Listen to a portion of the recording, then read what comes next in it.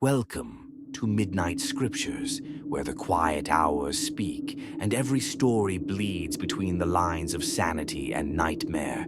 Here we don't tell stories, we summon them. Tales buried beneath the 1800s, forgotten portraits, cursed houses, restless spirits, each whisper written in blood, each secret waiting to be heard.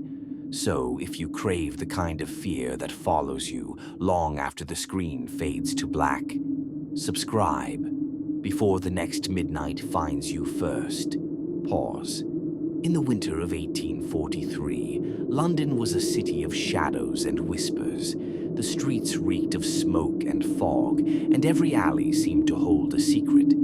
But none so chilling as the one hidden inside the once grand Everest Hotel, a decaying relic standing on the edge of the River Thames. Room 217 had not been rented in 30 years. They said the last man who slept there woke up screaming and never spoke again. Until one stormy night, a painter named Edward Moore arrived, a man who did not believe in ghosts, only in what he could paint.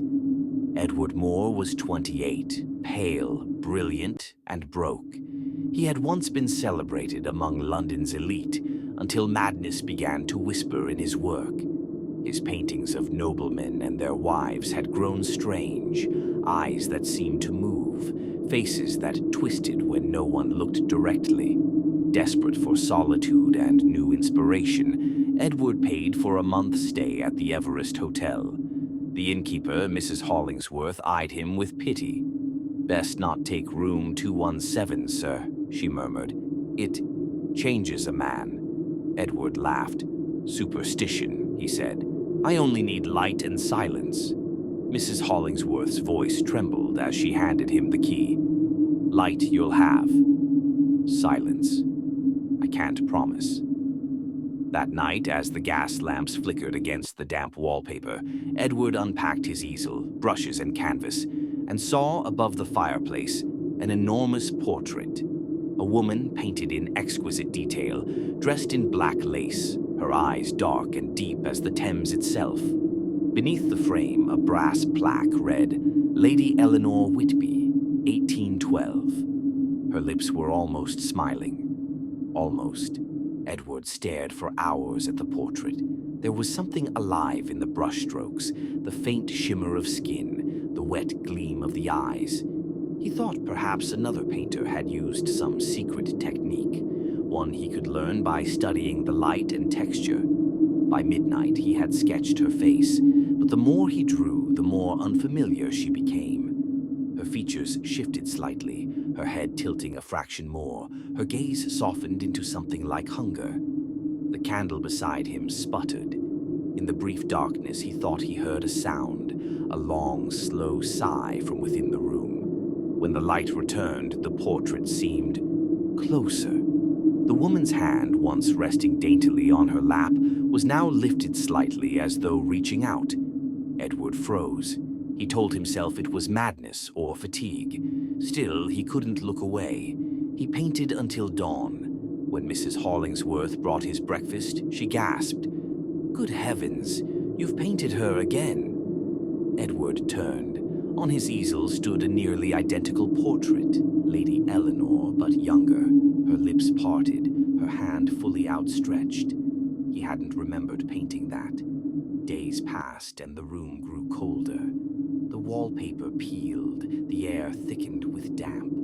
Edward painted obsessively, each new canvas showing Lady Eleanor moving closer, step by step, toward the edge of her frame. He began to dream of her. She whispers in his ear, her fingers grazed his throat. He would wake with scratches on his neck, faint but real. The innkeeper begged him to leave. "She won't stop until she's finished the work," she said. "The painter before you, he thought he could outlast her too." Edward demanded to know who she was. Mrs. Hollingsworth's voice quivered. "Lady Eleanor Whitby was the first wife of the man who built this hotel. He painted her portrait himself, and when she died, he swore her spirit lived inside it. He sealed it in room 217 before he hanged himself."